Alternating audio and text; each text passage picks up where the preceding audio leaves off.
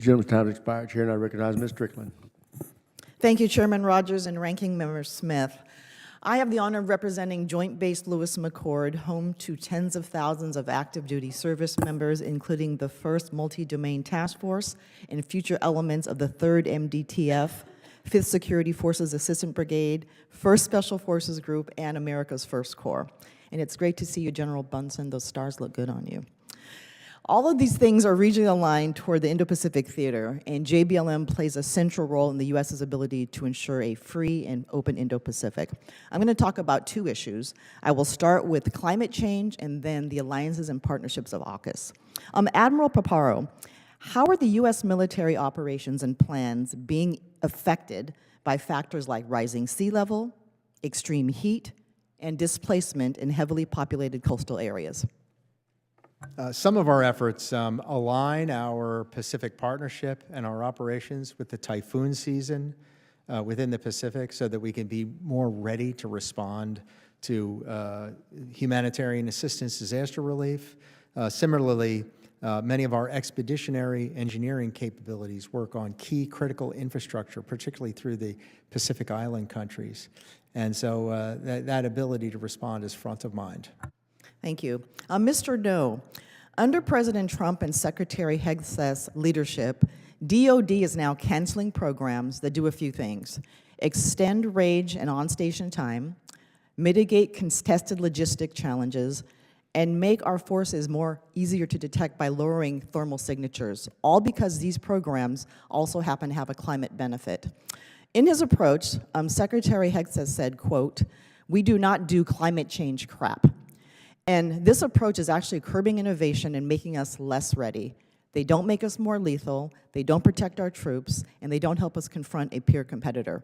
How can the department prepare for the realities of a conflict in Indo-PACOM, an environment of censorship where key decisions are being made because of a catchphrase instead of the actual benefits that protect our warfighters? Congresswoman, the focus of the department is and will remain on strengthening our posture and warfighting capabilities. And I believe the President's budget, which will be released soon, will reflect both the priorities of the President and the Secretary's priority of reestablishing deterrence in the Indo-Pacific. Okay, so the 3 things I mentioned specifically: extending range and station time, mitigating contested logistics, and making our forces harder to find by lowering thermal signatures. Are those things actually going to happen, even though the Secretary said that this was climate change crap? Congresswoman, that's a issue I'll have to take back and follow up with you on. Okay, so you don't know? I'm not sure, no. Okay, thank you. Now I want to switch over to AUKUS. And we know that this particular partnership is incredibly important. It prevents Chinese malign influence and actually reduce costs for the U.S. So, Admiral, can you talk about how this partnership has already benefited the U.S. and what capabilities it's delivering to our Australian allies? Congresswoman, first is that it's benefited us in the contributions that Australia's made to the defense industrial base to the amount of $3 billion in order to enhance the submarine industrial base's capability to deliver on Pillar 1. Second, the working towards submarine rotational force Sterling would give the United States a Indian Ocean capability, which is more responsive to the South China Sea and gives us the ability to operate with submarines with impunity without having to go through straits in the Indian Ocean and its approaches through the critical straits of Malacca, of Lombok, and of Sunda, among others.